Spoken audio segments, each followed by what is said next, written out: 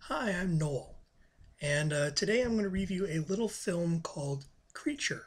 It was released in 1985 and is directed by William Malone, who's probably best remembered for directing House on Haunted Hill and Fear.com. Well, here's a little bit about what the film is about.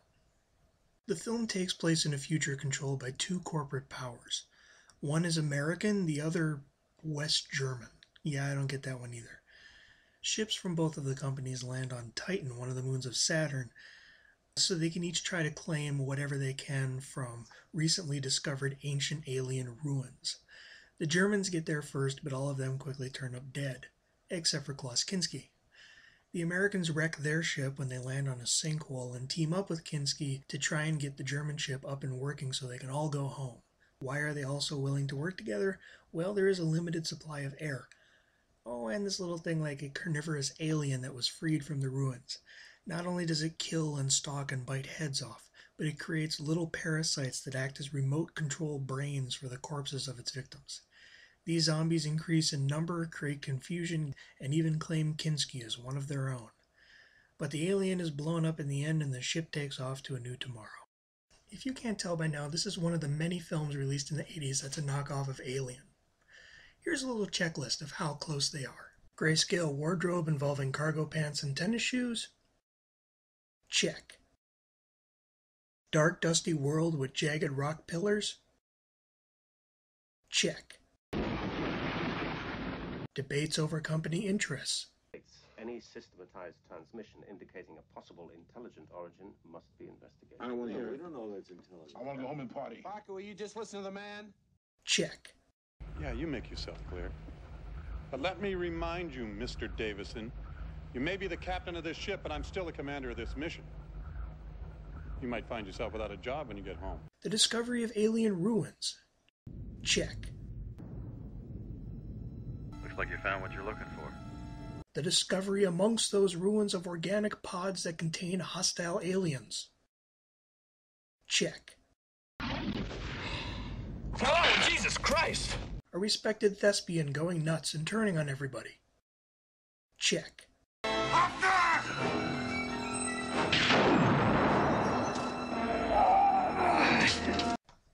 And there's a whole bunch of other little things like the way the corridors are lit, little stings in the score, stuff like that, shots of the alien, usually backlit with strobes and mist. But most intriguingly, though, is how similar this film is to Planet of the Vampires. If you don't know what Planet of the Vampires is, it's a film directed by Mario Bava back in the 60s that is generally considered to be one of the primary influences behind Alien. Lured in by a mysterious signal, a ship crash lands on a seemingly uninhabited planet, and its crew wanders the jagged, misty surface. They soon find the remains of an ancient spaceship with a giant skeleton slumped over the controls. And of course, it's not long before an alien force starts picking them off one by one. Aside from the obvious, Creature also lifts the idea from this film of there being two main ships, one of which quickly fills with corpses. Oh my God. As well as the idea that the aliens reanimate and occupy the dead bodies.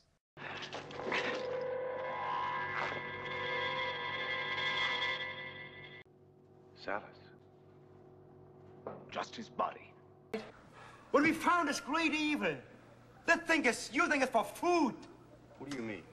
It's using our own man to kill each other. How? How? Some kind of collective intelligence.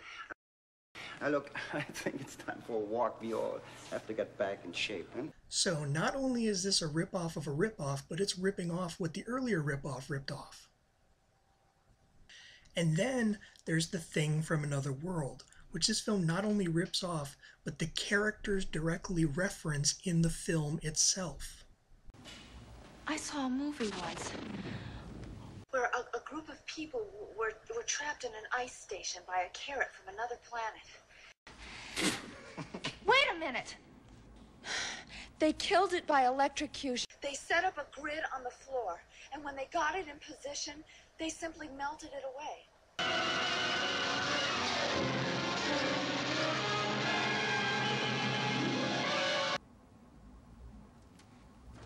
Electrocuting. bad idea.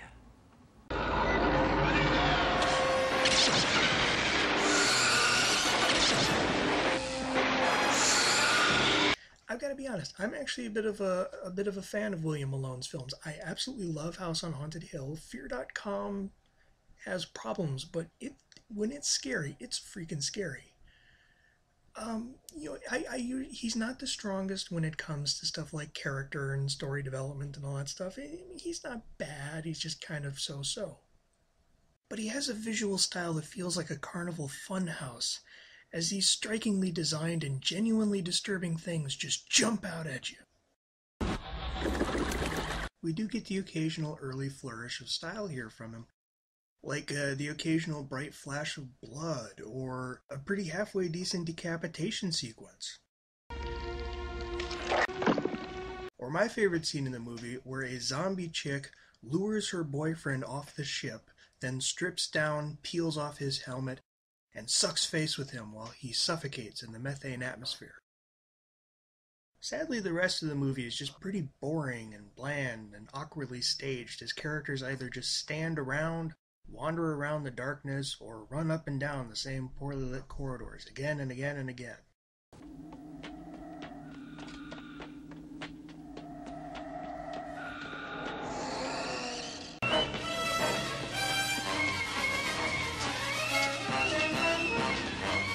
So yeah, fans of his films are pretty much going to be disappointed here. There's none of his energy, very little of his style. His technical skill is still really rough and unpolished, and of course he's working with a tiny budget. And to be honest, in interviews, William Malone himself has said that this is not a great film, and it was mainly just a way for him to cut his teeth in the industry. And I guess, one can say it worked pretty decently on that level. But technical aside and William Malone aside, I have to give points to the cast. They're largely forgettable, but they do a solid job and take the weak material seriously enough that it never feels like they're cashing in. God, looks like it's at its fill. If we're lucky, maybe feeding time is over. You've got the dependable captain, who sort of looks like the love child of John Schneider and Huey Lewis. Please, Please! Perkins! What are we up against?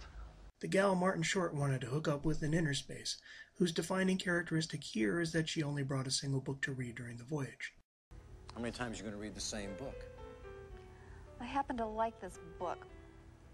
Besides, it's the only one I brought with me. The soon-to-be zombified hottie who's on the American crew despite her obvious German accent. Every time I look up there, I get the feeling I'm being smothered. Make love to me. The forgettable dude she turns into a zombie. I'm fine. I think I pinched a nerve in my neck. Some blonde who seems to be a doctor. I have a confession to make. I'm not a regular doctor. Ferris Bueller's dad is the overbearing company man. Listen, let's not waste time talking to this guy. Let's throw him out and save the air. And Diane Salinger, who, when not getting felt up by Kinski, kicks major ass as Bryce, the company's security agent. I got lost. And then there's Klaus Kinski. Now, I'll be honest, I haven't seen any of Klaus Kinski's other movies. I know I should go out and I should see some of Werner Herzog's stuff. I haven't yet. I plan to.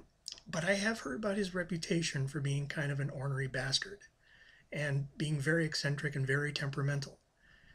And one always has to ask, is it worth it? Well, take a look. You did a terrible mistake. You did a terrible mistake of bringing aboard one of those broken canisters with a specimen in it. We thought the thing in it was in suspended animation, but it was not asleep. It was alive. It was waiting for us. When we landed on this moon here, then there were 22 of us. And now it's only me, Uli Hoffner. One by one of my guys died, killed by something that had waited for them 2,000 centuries. And now it's waiting for us. mean, that was just ridiculous nonsense, but look how captivating he was. He just dove right into that and just took that script and just chewed it up and made it all kinds of wonderful. Sadly, though, he's only in the film for about 10 minutes. It's after that point, his character gets turned into a zombie and is played by a stunt double. Oh, a bit of Klaus Kinski trivia. Do you want to know just how badass he was during this film shoot? The dude ate his lunch, his actual lunch, while in the middle of a scene. It would be enough to do one more trip to my ship. There's nothing really left to add. This film it's not a terrible movie, but that's not really a compliment. It's not one of those ones where it's so bad that you can just, still watch it and have fun and just riff on it and have cheesy entertainment. It's just kind of drab and really mediocre. And it's not good, but it's not bad either. It just kind of hangs at that. It just kind of hangs on the surface of the water there. It just has really no identity of its own. There's really no point to watch this movie. So I can't recommend it. So this has been a review of Creature. You can skip it. You're not going to miss anything. I don't know. Check out William Malone's other stuff. If you like House on Haunted Hill, don't watch this.